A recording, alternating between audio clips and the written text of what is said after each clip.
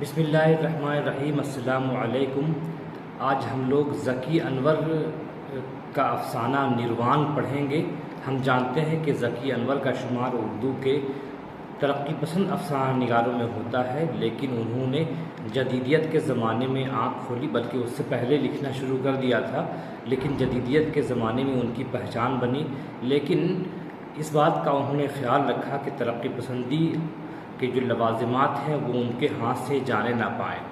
افسانوں میں انہوں نے نئی علامت نگاری کا استعمال کیا، اور انہوں نے جو اس کی واضح مثال جو ان کا افسانہ ہے نروان ہے۔ نروان بولتے ہیں نجات کو، مکمل نجات۔ یہ بودھ دھرم ماننے والے نروان کے اصطلاح کو رائج کرتے ہیں۔ اس کا مطلب ہے کہ زندگی سے چھٹکارا حاصل کرنا، زندگی کے مصائب سے اس طرح کا چھٹکارا حاصل کرنا کہ مالک حقیقی سے اس کی ملاقات ہو جائے۔ تو اسی بات کا نروان ہے، اور اس میں جو کردار ہیں اس میں آپ دیکھیں گے کہ وہ انہی کی طرف اشارہ کر رہے ہیں۔ وہ کہانی جو ہے جو رفعت کی ہے یا پھر روحی آپا کی کہانی ہے۔ تو آج ہم ایک حصہ کا مطالعہ کریں گے، دیکھیں گے اس میں الفاظ معنی کیا ہے، مشکل الفاظ کی تشریح کیا ہے، اور کل ہم اس کا دوسرا حصہ پڑھیں گے۔ تو آئیے ہم ذکی انور کا مشہور افسانہ نروان کا مطالعہ کرتے ہیں۔ افسانہ نروان ذکی انور، اس کو ہم 2 حصوں میں پڑھیں گے، 20 صفحہ آج اور 20 صفحہ آئندہ انشاءاللہ۔ کیا یہ میں ہوں؟ ایک دن میں نے اپنے آپ سے پوچھا، اور پھر پالنے پر پڑے ہاتھ پاؤں پھینکنے والے بچے کی طرح ہنس پڑی۔ یقیناً میری وہ ہنسی بہت معصوم اور بھولی بھالی سی تھی، لیکن اس دن زندگی میں پہلی بار مجھے اس بات کا احساس ہوا کہ ہنسی جسے شبنم کے قطروں سے زیادہ خنک ہونا چاہیے، ٹھنڈ ہونا چاہیے، خنکی بولتے ہیں ٹھنڈک کو، دہکتا ہوا انگارہ بھی ہو سکتی ہے۔ اور اس دہکتے ہوئے انگارے کے قریب مجھے اپنا وجود سلگتا ہوا محسوس ہونے لگا۔ میں کانپ اٹھی، اور تب میں نہایت ہی سنجیدگی اور ایمانداری کے ساتھ اپنی زندگی کا مطالعہ یعنی اسٹڈی کرنے لگی، اور اس مطالعے میں پل 2 پل نہیں، گھڑی 2 گھڑی نہیں، دن ہفتے مہینے اور سال نہیں، صدیاں بیت گئی۔ صدیاں بولتے ہیں 100 سال کو، صدی کی جمع صدیاں، نہ جانے کتنے کربناک صدیاں۔ کربناک مطلب تکلیف دینے والی۔ لیکن صدیوں کی کاوش کے بعد، کاوش مطلب محنت، مشقت، میں بہرحال کسی نتیجے پر پہنچنے میں کامیاب ہو گئی، اور مطالعے کے اس نتیجے نے مجھے مفلوج سا بنا دیا۔ مفلوج مطلب جس کا ہاتھ پاؤں کام نہ کرے، کہ بھائی جان نے اپنی زندگی کے جس کرب کو کسی عزیز ترین تحفے کی طرح کلیجے سے لگا کر رکھا ہوا تھا، اب وہ کرب چپکے دھیرے دھیرے دبے پاؤں چو دروازے سے میری زندگی میں بھی داخل ہونے کی کوشش کر رہے تھے۔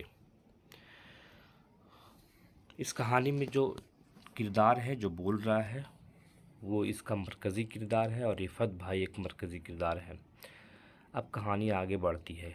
اور اس دن پہلی بار میں بھائی جان کے کرب کے لیے رو پڑی۔ کرب مطلب تکلیف کے لیے، ان کی تکلیف کو دیکھ کر۔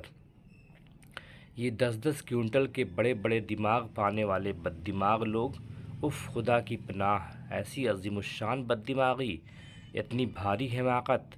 بٹوارہ، ملک کا بٹوارہ؟ نہیں، وہ ملک کا بٹوارہ کہاں تھا؟ یہ اشارہ ہے ہندوستان پاکستان کی طرف۔ ملک کب کٹا؟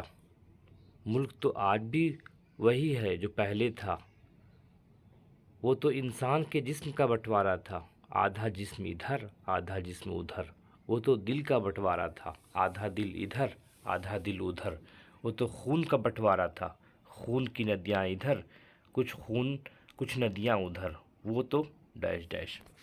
بھائی جان کسی قدر دور دراز آواز میں مزید کچھ دیر تک بڑبڑاتے رہے، اور پھر ایک جھٹکے کے ساتھ انہوں نے شیشے کا بہت ہی خوبصورت اور نفیس گلدان، نفیس کا معنی خوبصورت ہوتا ہے، گلدان جہاں پھول رکھتے ہیں اس میں، اٹھا کر دیوار پر دے مارا، اور پھر اس سے بھی کہیں زیادہ خوبصورت اور نرم و نازک بلوری اگربتی دان کا وہی حشر ہوا۔ یہ گلدان اور یہ اگربتی دان بنارس کی ان کی ایک عقیدت مند شاگردہ نے انہیں بھیجا تھا۔ شاگرد مطلب اسٹوڈنٹ، کوئی لیڈی تھی، اسی لیے شاگردہ لکھ دیا ہے۔ اور یہ دونوں چیزیں وہ بہت حفاظت اور پیار سے رکھا کرتے تھے، لیکن اب وہ ختم ہو چکے تھے۔ البتہ شیشے کے چھوٹے بڑے نوکیلے لمبے فرش پر بکھرے پڑے تھے، اور بھائی جان ان پر تیز نظریں جمائے بالکل خاموش بیٹھے تھے۔ پھر وہ بکنے لگے، نہیں نہیں، میں پرانی یادوں کی یہ لاش کب تک سنبھال کر رکھوں گا؟ نہیں نہیں، اف یہ ہیبت ناک لاشیں۔ یکلخت انہوں نے کینوس اسٹینڈ پر ایک زوردار لات جمائی اور وہ دور جا گرا۔ مطلب وہ پینٹنگ وغیرہ بھی کرتے ہیں، اسی لیے کینوس اسٹینڈ رکھا ہے۔ پھر وہ اسٹول پر بیٹھ گئے اور دونوں ہاتھوں سے اپنا سر تھام لیا۔ کچھ دیر وہ اسٹول پر کتنے تزک و احتشام سے بیٹھے تھے، مطلب شان اپنی شان سے بیٹھے ہوئے تو تزک و احتشام۔ اگربتیاں جلائی گئی تھی اور انہیں ترتیب سے اگربتی دان میں کھونسا گیا تھا، اور پھر اگربتی دان کینوس اسٹینڈ کے برابر کی اس چھوٹی سی میز پر رکھ دیا گیا تھا جس پر چاندی کے فریم میں ایک خوبصورت لڑکی کی تصویر رکھی گئی تھی، جس فریم پر گرد کی دبیز تہ جم گئی تھی۔ دبیز مطلب موٹی تہ، گرد و غبار کی تہ جم گئی تھی۔ گلاب کے تازہ پھول منگوائے گئے تھے اور انہیں گلدان میں سجا کر کینوس اسٹینڈ کے پاس ہی اس اسٹول پر رکھ دیا گیا تھا جس اسٹول پر کلر پینٹ رکھی ہوئی تھی، اور کچھ برش کو ہاتھ میں لیے وہ بہت دیر تک جیسے ذہن پر زور دے کر کچھ بدبداتے رہے تھے، غالباً بچپن کی یاد کی ہوئی کوئی دعا جو انہیں بخوبی یاد نہیں رہ گئی تھی۔ لیکن اتنی تیاریوں کے باوجود نتیجہ تو اس بار بھی وہی نکلا جو گزشتہ 7-8 مہینوں سے ان کا مقدر بن چکا تھا۔ گزشتہ بولتے ہیں ماضی، پرانا، بیتا ہوا۔ یعنی وہ گھنٹوں ہاتھ میں برش لیے لگاتار سگریٹ پیتے کینوس پر نظر جمائے رہے، اور پھر نہیں، اب کے گزشتہ 7-8 مہینوں کی طرح صرف بڑبڑاتے نہیں بلکہ انہوں نے پرانی یادوں کی لاشوں کو اپنی فرسٹریشن کا شکار بھی تو بنایا تھا، اور شیشے کے چھوٹے بڑے نوکیلے لمبے ٹکڑے فرش پر بکھرے پڑے تھے۔ ہاں، گزشتہ 7-8 مہینوں کے نتیجوں میں آج کے نتیجے میں ایک بڑا فرق یہ ہے کہ میں نے اپنے آپ سے پوچھا، کیا یہ میں ہوں؟ خدا کی پناہ، میں سلگنے لگی ہوں۔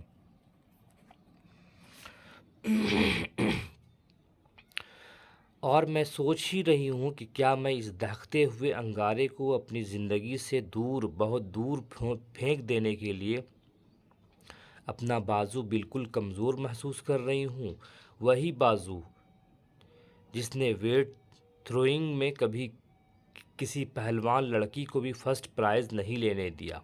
اور تب دہکتے ہوئے انگارے سے اپنا من سلگاتی ہوئی میں راکھ کوریدنے لگی، اور اپنی اس احمقانہ مطلب بیوقوفانہ حرکت پر مجھے ہنسی آ گئی، اور دہکتے ہوئے انگارے کی شدت ناقابل برداشت ہو گئی، مطلب اس کو سنبھالنا میرے بس کے باہر ہو گیا۔ لیکن میں جیسے گرد و پیش سے بالکل بے خبر بے نیاز راکھ کو کوریدتی جا رہی ہوں اور ہنستی جا رہی ہوں اور سلگتی جا رہی ہوں۔ یہاں کوریدنے سے مراد یہ پرانی یادوں کو بول رہا ہے۔ بھائی جان کے اسٹوڈیو میں قدم رکھنے کی ہمت کسی کو، یہاں تک کہ امی جان کو بھی نہیں ہوتی تھی، لیکن روحی آپا بے دھڑک گھس گئی اور حکم چلانے کے انداز میں بولی، ایک دیکھیے اب تیسرا کردار یہاں آ گیا۔ پہلا کردار جو راوی ہے، جو کہانی سنا رہا ہے، یعنی شبنم اس کا نام ہے، اور دوسرا کردار رفعت بھائی ہے، اور تیسرا کردار روحی آپا ہے جن کی وجہ سے رفعت بھائی کی حالت ایسی ہوئی ہے۔ ابا جان آپ کو یاد کر رہے ہیں، بیٹھو۔ بھائی جان بڑے وقار کے ساتھ بولے، بیٹھ جاؤ، نہ بیٹھنے کی جگہ ہے اور نہ بیٹھنے کا وقت۔ روحی آپا نے کہا، ابا جان آپ کو بلا رہے ہیں، چلیے۔ اگر میں یہ سمجھوں کہ دنیا میں میرا اپنا کوئی بھی نہیں ہے، بھائی جان کہنے لگے، جو بھی ہے غیر ہے تو کیا غلط ہے؟ میں اس لمبی دنیا، چوڑی دنیا میں ایک اکیلا آدمی ہوں، ایک تنہا آدمی۔ اف خدا کی پناہ، کس قدر ڈس اپوائنٹڈ اکیلا آدمی، کس قدر فرسٹریٹڈ تنہا آدمی۔ وہ نہایت بے بسی سے روحی آپا کی طرف دیکھنے لگی، لیکن روحی آپا پر ان کی بے بسی کا جیسے کوئی اثر ہی نہ ہوا، اور نہایت ہی غیر سنجیدہ انداز میں بولیں، ٹھیک ہے ٹھیک ہے، آپ ضرور ایسا کچھ سوچ سکتے ہیں، کسی کے سوچنے پر کسی کی کوئی پابندی نہیں ہے، نہ حکومت کی، نہ سماج کی، نہ میری۔ آپ کچھ بھی سوچنے کا حق رکھتے ہیں، اور آخر احمق لوگ درخت میں تھوڑے ہی اگتے ہیں، ہم آپ میں تو ہوتے ہیں۔ ہاں، بہرحال اس موضوع پر کبھی باتیں ہو لیں گی، فی الحال تو آپ چلیے، ابا جان آپ کو کسی ضروری کام سے بلا رہے ہیں۔ بھائی جان نہایت ہی خاموشی سے اٹھے اور روحی آپا کے پیچھے پیچھے اپنے اسٹوڈیو سے باہر چلے گئے۔ یہ ایک سین ختم ہوا، اگلا سین بالکل چینج ہو جائے گا۔ وہ اور آج کا دن، ایک لمبی مدت، ایک طویل عرصہ، اور مجھے تو ایسا لگتا ہے جیسے کئی یگ بیت گئے ہیں، جیسے کئی صدیاں بیت گئی ہیں، جیسے کئی بار فنا ہو کر دنیا بسی ہے، جیسے ہزاروں بار نوح کا طوفان آیا ہے۔ یہاں نوح سے مراد ہے حضرت نوح علیہ السلام۔ آپ جانتے ہیں کہ دنیا کے پہلے شخص آدم علیہ السلام ہے، ان کو جنت سے نکال کر دنیا میں بھیجا گیا، اس کے بعد ان کو نبی بھی بنایا گیا۔ اس کے بعد جب دنیا میں برائی پھیل گئی تو حضرت نوح علیہ السلام کے زمانے میں دنیا کو اللہ نے ان کو حکم دیا کہ اس دنیا کو تباہ کرنا ہے، لہٰذا تم ایک کشتی بناؤ، وہاں ہر چیز کے ایک جوڑے رکھو، اور جو لوگ تم پر ایمان لاتے ہیں انسانوں میں، ان کو آپ لے لو۔ لہٰذا انہوں نے ایسا ہی کیا۔ تو اس کہانی میں نوح علیہ السلام کو آرکیٹیکٹ کے طور پر بتایا گیا ہے کہ انہوں نے ایک بڑی کشتی بنائی تھی، جب لوگ ہنستے تھے کہ یہ بھئی اتنی بڑی کشتی کا اس موسم میں کیا حق بنتا ہے۔ لہٰذا اللہ کی بارش آئی اور پھر کیا کیا ہوا سب جانتے ہیں آپ لوگ۔ تو یہاں اس کہانی میں نوح کا ذکر آئے گا۔ اس میں دو نوح ہیں، ایک کردار ہے اور ایک اشارہ حضرت نوح علیہ السلام کی طرف ہے۔ جیسے ہزاروں بار طوفان کا نوح آیا ہے، اور پتہ نہیں کتنی بار میں نے مر کر جنم لیا ہے، لیکن میری سمجھ میں کچھ نہیں آتا کہ یہ سب کچھ کیا ہونے لگا ہے اور کل کیا ہونے والا ہے۔ بھائی جان کا اسٹوڈیو ویران پڑا ہے، ان کے کینوس کے برابر کی چھوٹی سی میز پر چاندی کے فریم میں اس لڑکی کی تصویر گرد کی تہ سے چھپ گئی ہے، اور روحی آپا منو مٹی کے نیچے دب گئی ہیں۔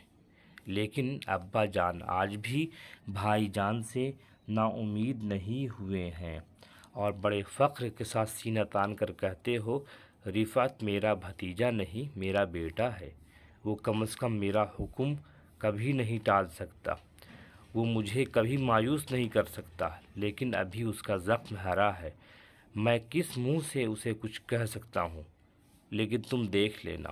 مطلب یہ کہ کہانی میں روحی آپا سے ان کی شادی ہونے والی تھی یا ان کا معاشقہ چلتا تھا، لیکن ان کے انتقال کے بعد گھر والے چاہتے ہیں، مطلب ان کے چاچا چاہتے ہیں کہ اب رفعت میری بیٹی کو بھول کر شبنم سے شادی کر لے، جو چھوٹی بیٹی ہے، اسی لیے وہ کہہ رہے ہیں کہ وہ میرا حکم کبھی نہیں ٹال سکتا۔ لیکن امی جان برا سا منہ بنا لیتی ہے، کچھ اس طرح جیسے ان کے منہ سے کسی نے کوئی بڑی ہی تلخ اور کڑوی دوا ڈال دی ہو۔ تلخ اور کڑوی دونوں ایک ہی معنی میں ہے۔ اور میں جو ان باتوں میں کوئی خاص انٹرسٹڈ بھی نہیں ہوں، لیکن مجھے ایسا لگ رہا ہے جیسے میری رگوں میں خون کے ساتھ کوئی اور چیز بھی دوڑ رہی ہے، کوئی اور چیز جسے غالباً زہر کہتے ہوں گے۔ آپ کو فرصت ملے تو کسی دن چلیے، میں اپنی آنکھیں جچوا لوں، اور نہیں تو پھر اپنا اچھا سرما لائیے، لیکن میں بہت کم ہی روتی ہوں، امی جان جب اپنے مقررہ وقت پر ایک حادثہ کو پیش آنا ہی ہے تو پھر آدمی روئے کیوں؟ لیکن میں شدت سے یہ محسوس کرنے لگتی ہوں کہ خون کے ساتھ دوڑنے والی وہ چیز میرا جسم بے حس و حرکت کرنے لگی ہے۔ بے حس مطلب جس پر کوئی اثر نہ ہو۔ یقیناً زہر اسی چیز کا نام ہے، اسی چیز کا جو میرے خون میں شامل ہو گیا ہے۔ لیکن اب میں 3-4 سال پہلے کی بچی کہاں رہی؟ اب تو میں یہ جاننے لگی ہوں کہ روحی آپا کیوں منو مٹی کے نیچے جا چھپی ہیں، اور اب تو میں یہ بھی جانتی ہوں کہ امی جان کے منہ میں کس سمے کوئی تلخ اور کڑوی حقیقت ابھرتی ہے۔ میں یہ بھی جانتی ہوں کہ وہ تلخ اور کڑوی حقیقت کون سی ہے۔ افسانوں میں تو میں نے کبھی کبھی حقیقت بنتے دیکھا ہے، کیا کوئی تلخ اور کڑوی حقیقت کبھی افسانہ نہیں بن سکتی؟ اور پھر میں 3-4 سال پہلے کی بچی بن جاتی ہوں۔ لیکن یہ کون؟ شبنم بول رہی ہے، جو افسانہ سنا رہی ہے ہم لوگوں کو۔ کیا میری روحی آپا کسی بھی قیمت پر زندہ نہیں ہو سکتی؟ اے کن سے فیکون کرنے والے اللہ تعالیٰ کی خصوصیت ہے کہ وہ کہتے ہیں کہ میں کن بولوں گا، کن مطلب ہو جاؤ، کہتے ہیں کہ کن فیکون، وہ چیز ہو جاتی ہے۔ اللہ کی خاص بات یہ ہے کہ اللہ کہتا ہے کن ہو جا، تو وہ یکون، وہ بات ہو جاتی ہے۔ تو قادر مطلق ہے، مطلب ہر چیز پر قادر ہے، اور میں اپنی پیاری روحی آپا کی قبر میں جا لیٹتی ہوں اور انہیں تو واپس بھیج دے۔ اے اللہ، تیری رحمت میں جوش نہ آئے گا؟ چھی، کیسی علم غلم قسم کی باتیں میں سوچ رہی ہوں۔ تلخ حقیقتوں کو تسلیم کر لینا بہت دل گردے کا کام ہے۔ مطلب یہ بات کہ اس کی روحی آپا کا انتقال ہو گیا ہے۔ جب تلخ حقیقتیں سامنے آتی ہیں تو آدمی ایسی ہی علم غلم قسم کی باتیں سوچنا چاہتا ہے، حالانکہ حقیقت تو بس صرف اتنی ہے کہ روحی آپا مر چکی ہیں اور منو مٹی کے نیچے جا چھپی ہیں، اور یہ سب کچھ تو محض افسانے ہیں۔ تلخ اور کڑوی دوا، خون کے ساتھ رگوں میں زہر، روحی آپا کا زندہ ہونا، پتھر کا پسیجنا، پتھر سے نغمے پھوٹنا، یہ سب برابر ہے کہ روحی آپا زندہ ہو جائیں۔ وہی بات ہے جیسے پتھر پسیج جائے یا پتھر سے نغمے پھوٹنے لگے، یا پھر کوئی درخت اگائے، کوئی پیڑ اگائے۔ لیکن یہ رس میں ڈوبی ہوئی آواز کیسی ہے؟ پھر وہ ہے کوئی گانا ہے، میرا کے پربھو دھرناگر۔ یہ کون گا رہا ہے شبنم؟ روحی آپا کے علاوہ اور کون ہو سکتا ہے؟ کیوں؟ نروپما بھی تو ہو سکتی ہے۔ لیکن یہ روحی آپا ہیں جو لوگ لینے کی ٹھان چکی ہیں۔ بڑی خوشی کی بات ہے، انسان کی حقیقی زندگی یوگ سے شروع ہوتی ہے اور یوگ پر ختم ہوتی ہے۔ دنیا میں جو کچھ بھی ہے نا شبنم، وہ سب کچھ افسانہ ہی افسانہ ہے، لے دے کر یوگ ہی تو ایک حقیقت ہے۔ دیکھو میں تمہیں ایک سے ایک چیز پڑھ کر سناتا ہوں۔ میں سائنس کے اسٹوڈنٹ ہوں بھائی جان، اور میرے دماغ میں اتنی خالی جگہ نہیں جس میں واہیات باتیں سما سکے۔ واہیات مطلب جس کا کوئی مطلب نہ ہو، بے مطلب کی بات۔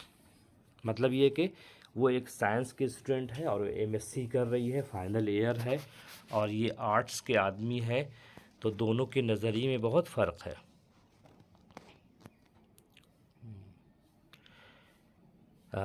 کوئی تصویر بنائی آپ نے؟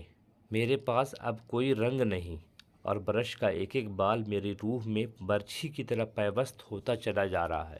لیکن تم سائنس کے اسٹوڈنٹ ہو، اسی لیے تم صرف ایک کام کرو، روحی سے کہو کہ وہی گانا گائے، وہی فلمی گیت، ہم تیرے پیار میں سارا عالم۔ اور کل آپ نے آپا سے کہا تھا کہ وہ گیت نہ گایا کرے، کمال ہے۔ ہاں لیکن ہاں، اس وقت میں چاہتا تھا کہ روحی، میرا مطلب ہے ہم تیرے پیار میں سارا عالم۔ جی نہیں، میں نہ ان سے کہہ سکتی ہوں اور نہ وہ گا سکتی ہیں۔ اپنا وقار بھی دنیا میں کوئی چیز ہے یا نہیں، اپنی خودداری۔ لیکن یہ کیا؟ آج کی دنیا میں ناممکن شاید کچھ بھی نہیں، ہم تیرے پیار میں سارا عالم کھو بیٹھے، ہم تیرے ہو بیٹھے۔ بلا شبہ یہ روحی آپا گا رہی ہیں، اور مجھے اچھی طرح یاد ہے کہ یہ وہی گیت ہے جو ایک دن میں گنگنا رہی تھی تو روحی آپا نے مجھے ڈانٹ دیا تھا، کس قدر تھرڈ گریڈ ذوق ہے تمہارا کہ تم فلمی گانے گاتی ہو۔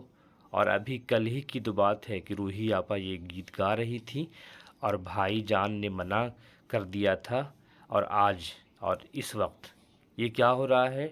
ڈم ڈم ڈم ڈم، بول جمہوریہ میں کون ہوں؟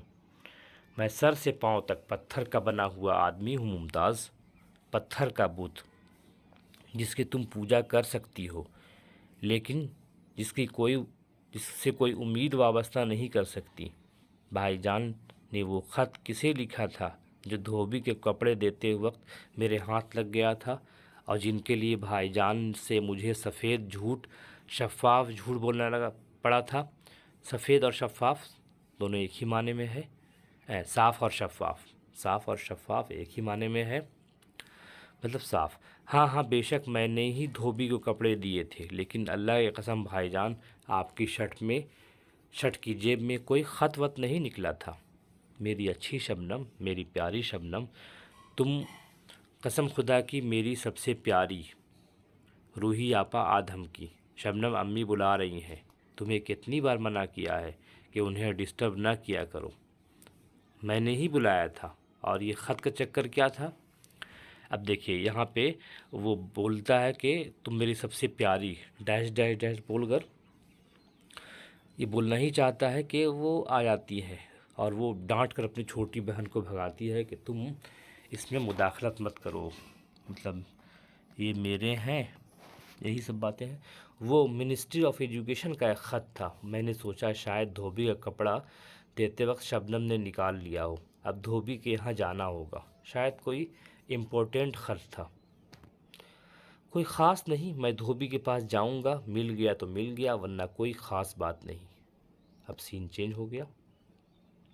وہ دن اور آج کا دن ممتاز میری سمجھ میں نہیں آ سکی، کون تھی وہ جس کے نام کا لکھا ہوا وہ خط بھائی جان روحی آپا سے چھپانا چاہتے تھے، اور ان دونوں میں آج سے 3-4 سال اور ان دنوں میں آج سے 3-4 سال چھوٹی تھی، لیکن اس سے کیا، میں سب کچھ جان گئی۔ لیجئے بھائی جان، اور آپ ذرا ہوش و حواس درست رکھا کیجئے۔ ہوش و حواس یہ مترادف ہے، خواہ مخواہ آپ مجھے چوری لگا رہے تھے۔ یہ لیجئے نا اپنا لفافہ، یہی تھا نا؟ ہاں آہستہ بولو، کہاں تھا یہ لفافہ؟ حضور کے ویسٹ پیپر باسکٹ میں۔ یہ شاعر اور آرٹسٹ قسم کے لوگ، خدا رحم کرے بیچاروں پر۔ میرا خیال ہے کہ جب یہ خط ویسٹ پیپر باسکٹ میں چلا گیا تو یقیناً کوئی ردی کاغذ جسے ٹوکری میں ڈالنا ہوگا وہ پوسٹ ہو چکا ہوگا، مگر بھائی جان یہ تو منسٹری آف ایجوکیشن کا خط نہیں ہے۔ مطلب یہ کہ وہ جھوٹ بولا تھا، اس کو معلوم ہے کہ یہ ممتاز نام کی خاتون کا خط آیا ہے۔ جواب میں صرف ایک دبیض اور احسان مند مسکراہٹ جو آج بھی میرے ذہن کے گوشے گوشے میں نور پھیلا دیتی ہے، نور مطلب روشنی۔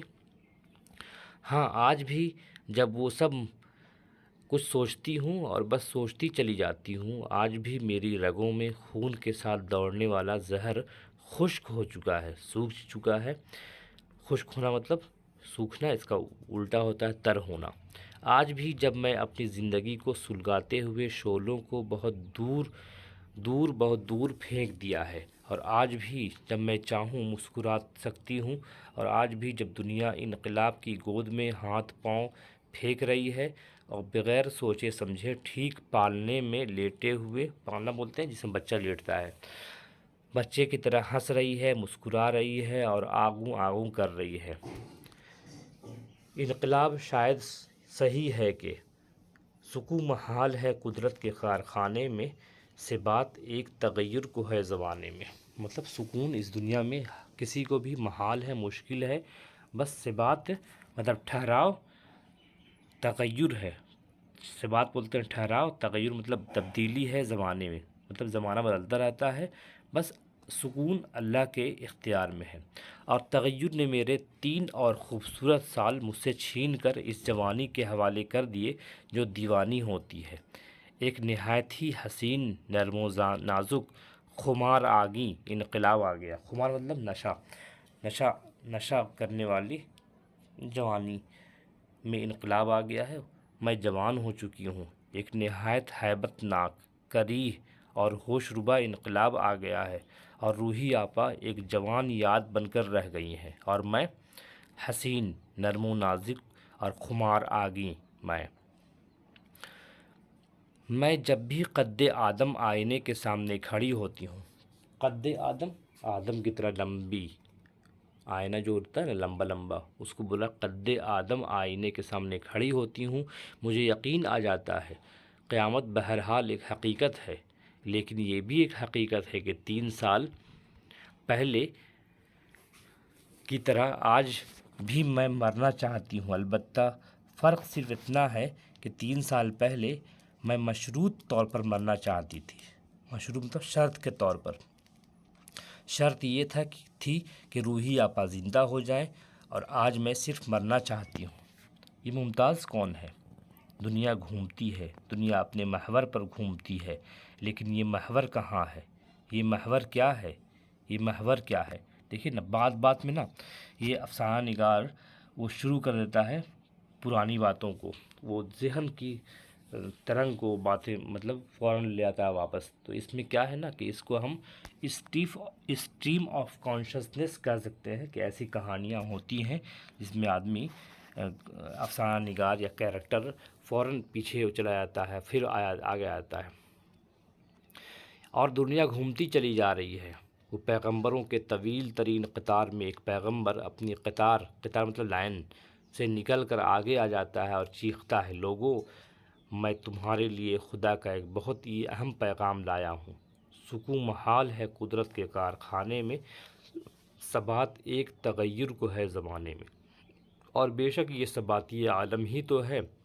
دنیا بے ثباتی ہے، بے ثبات ہے، اس کو ٹھہراؤ نہیں ہے، کہ دنیا گھومتی چلی جا رہی ہے، اور اپنی ہر گردش کے ساتھ ہزاروں، لاکھوں، کروڑوں انقلاب اپنے گرد و پیش آس پاس بکھیرتی چلی جا رہی ہے۔ یہ قرآن کا انگریزی ترجمہ ہے، یہ انجیل ہے، یہ ستیارتھ پرکاش ہے، یہ گیتا ہے، یہ رادھا سوامی مت کے سوامی جی مہاراج کا جیون چرتر ہے۔ لیکن برگد کا وہ عظیم الشان درخت کہاں کھو گیا جس کی چھاؤں نے ایک اچھے خاصے آدمی کو دیوتا بنا ڈالا تھا؟ نروان کی تلاش یعنی سکون کی تلاش، سکون کی تلاش بھائی جان کو دیوتا بنا ڈالے۔ یہ تو ہو سکتا ہے، لیکن یہ انہونی کیسے ہو سکتی ہے کہ انہیں سکون دستیاب ہو جائے، مطلب مل جائے، کہ انہیں نروان حاصل ہو جائے؟ لیکن سکون بھی کیا کوئی ادنا سی چیز ہے، ادنا مطلب چھوٹی سی چیز ہے جو مذہبی کتابوں میں مل جائے؟ سکون تو ایک ایسا امرت ہے جس کے لیے ساری زندگی آگ کے سمندر کا منتھن کرنا پڑتا ہے، تب کہیں وہ امرت دستیاب ہوتا ہے جسے ہم تغیر کہتے ہیں۔ تغیر مطلب تبدیلی، اور تغیر ہی وہ امرت ہے جسے سکون نصیب ہے، اور تغیر ہی زندگی کی وہ واحد پرسکون سانس ہے جس کے بعد پھر کوئی سانس نہیں۔ اور روحی آپا کی موت کے بعد بھائی جان قابل رحم ہونے کی حد تک بے چین اور بیکل، ایک ہی معنی میں ہے بے چین اور بیکل ہونا، ہو کر مذہبی کتابوں میں سکون تلاش کرنے لگے ہیں، اور ان کے کینوس اسٹینڈ کے برابر پڑی ہوئی میز پر، چھوٹی سی میز پر، چاندی کے فریم میں ایک گمنام لڑکی کی تصویر پر گرد صاف کر دی گئی ہے۔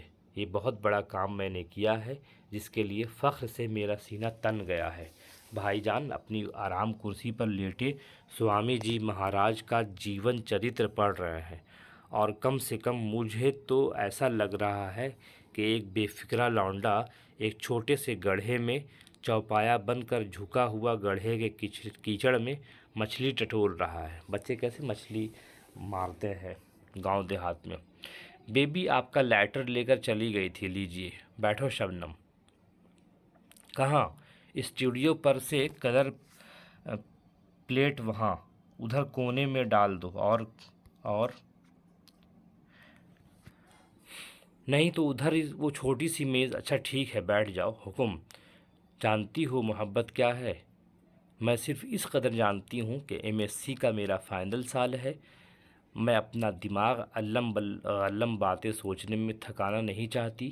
روحی بھی BSc تھی، مطلب روحی آبا بھی BSc کر چکی تھی، لیکن وہ کمبخت، وہ بیوقوف لڑکی۔ خیر سنو، اور میں سوچتی ہوں اس زخم کا کیا نام ہے۔ اس زخم کا نام شیشے کے بہت ہی خوبصورت، نفیس اور نرم و نازک گلدان اور اگربتی ہے۔ اس زخم کا نام چاندی کے فریم میں ایک بہت ہی کومل سی لڑکی کی تصویر ہے۔ اس زخم کا نام وہ پراسرار لڑکی ممتاز ہے، پراسرار جو بھیدوں بھری ہے، بھید سے بھری ہوئی ہے۔ اس زخم کا نام روحی ہے۔ یہ فلسفیانہ باتیں کر رہا ہے افسانہ نگار، اور میرے دماغ میں پھر جیسے گونج اٹھا ہے۔ روحی بھی BSc تھی، لیکن وہ کمبخت بیوقوف لڑکی، اور میرے دماغ میں پھر جیسے اپنے کو آتش فشاں پھٹ پڑا ہے۔ آتش فشاں وہی جوالا مکھی۔ جانتی ہو محبت کیا ہے؟ اور بھائی جان رادھا کرشن مست کے سوامی جی اور ان کی پرم بھکت شیو جی کی کہانی پڑھ کر سنا رہے ہیں۔ ایک مرتبہ کا ذکر ہے کہ شیو جی درشن کی ورہ میں بیکل اور تڑپتی ہوئی اپنے مکان سے، جو کہ محلہ مائتھان میں تھا، برہنہ دوڑتی ہوئی چلی آئیں۔ تب بکی جی نے، جو کہ ان کی چھوٹی بہن تھی، کہا کہ اس طور سے سرے بازار کیوں چلی آتی ہے؟ اس میں ہماری بدنامی ہوگی۔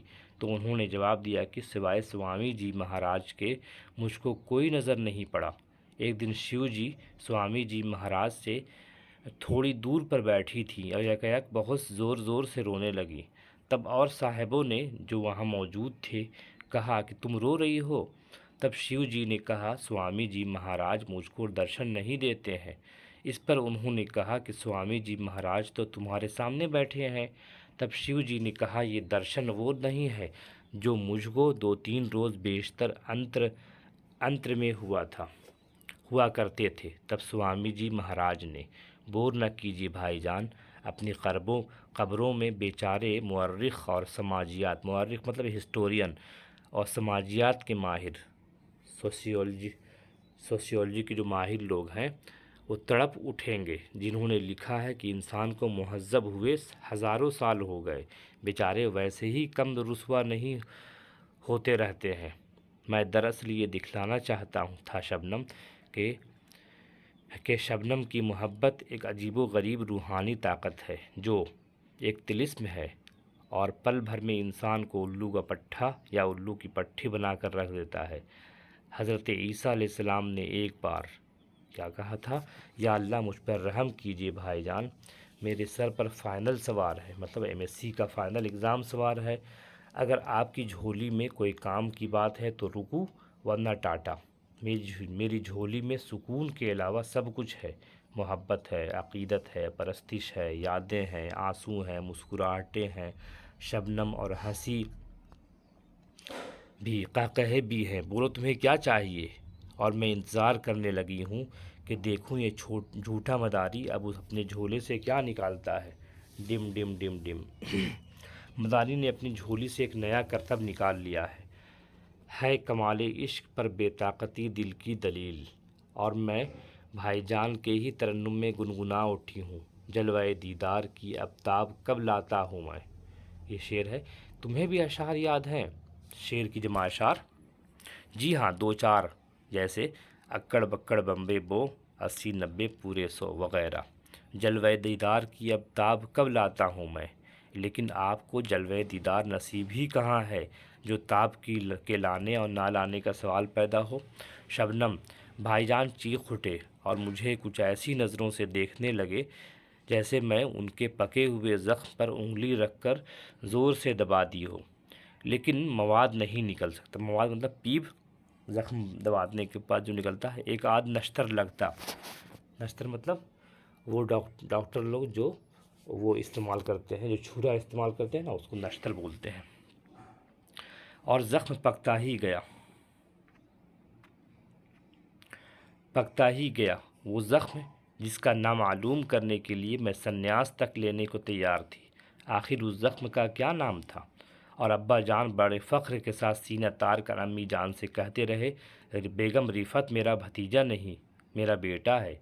वो कम से कम मेरा हुक्म कभी नहीं टाल सकता, वो मुझे कभी मायूस नहीं कर सकता।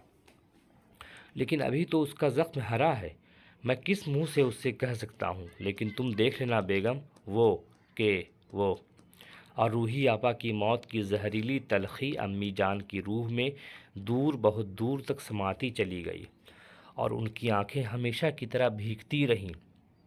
लेकिन दुनिया को तो घूमना है, घूमती ही रही।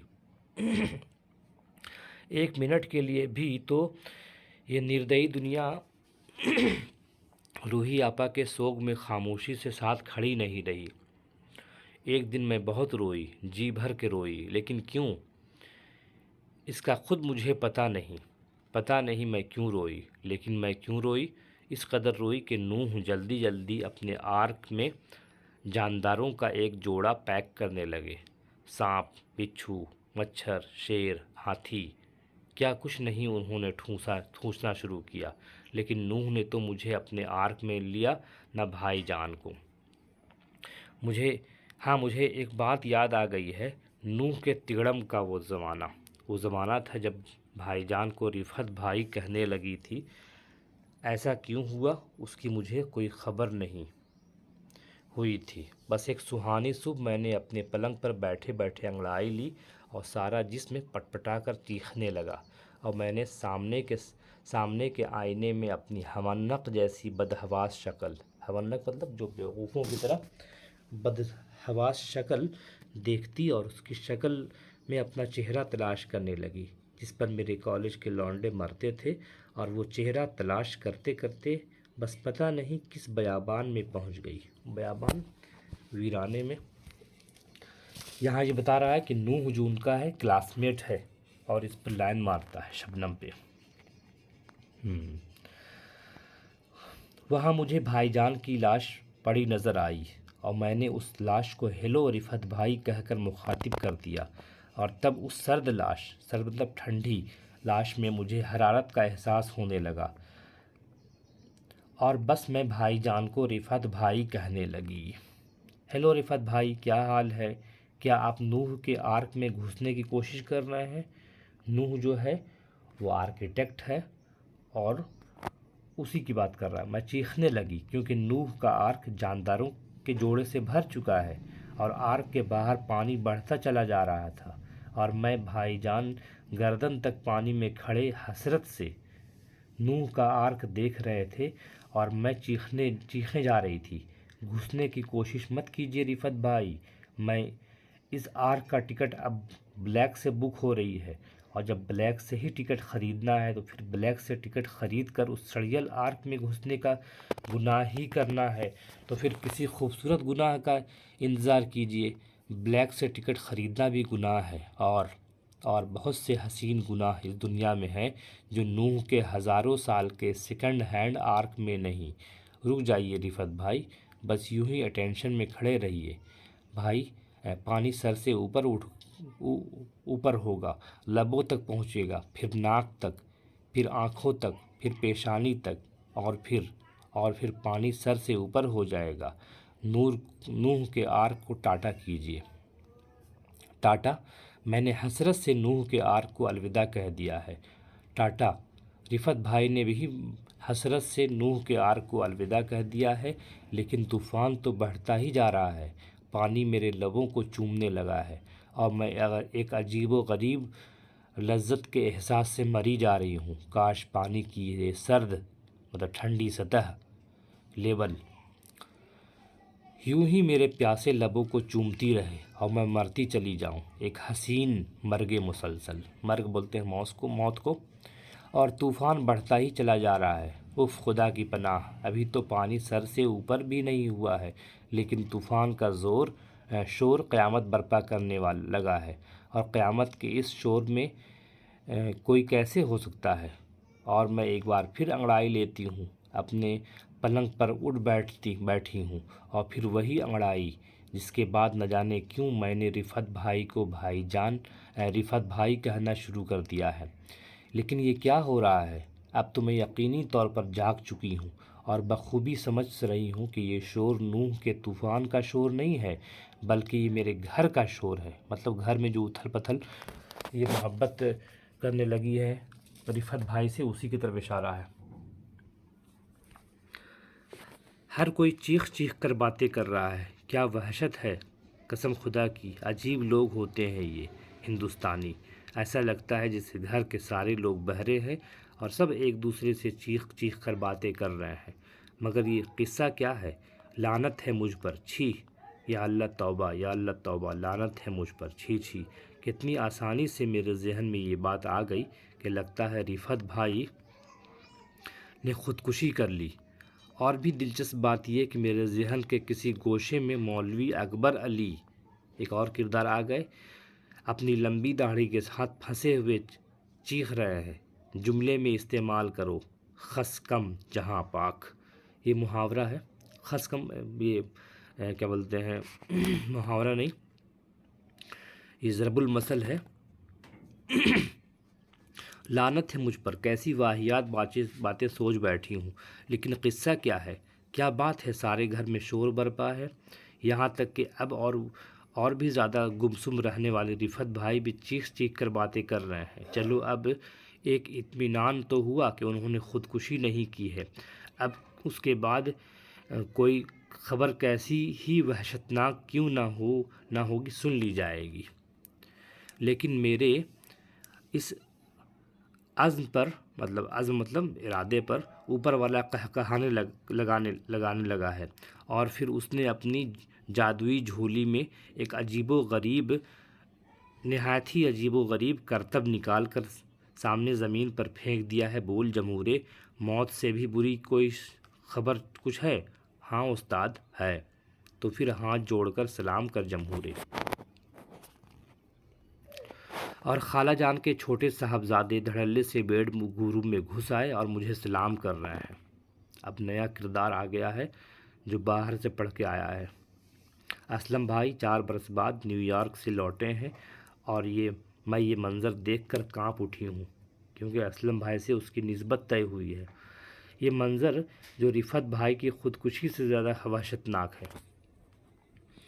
میں نے سوچا تھا کہ رفعت بھائی کو بچا لوں گی، لیکن اب میں سوچنے لگی ہوں کہ رفعت بھائی کا سکون بھی وہیں ہے جہاں روحی آپا کا۔ اب انہیں خودکشی سے کوئی نہیں بچا سکتا، بے شک میں بھی نہیں۔ اف میرے معبود، اے میرے کربناک شعبدے، میرے خدا، تو بیٹھا بیٹھا کیا کرتا رہتا ہے؟ اف تیری پناہ۔ آج اس کو اتنا ہی پڑھتے ہیں، کل اس کو آئندہ پڑھیں گے۔ مطلب اب کئی کردار ہمارے یہاں آ گئے ہیں، ابھی جو اسلم جو کردار آیا ہے جو ان کا خالہ زاد بھائی ہے، اور شبنم کی نسبت اسی سے طے ہوئی ہے۔ تو کل انشاءاللہ دیکھیں گے کہانی کہاں تک پہنچتی ہے۔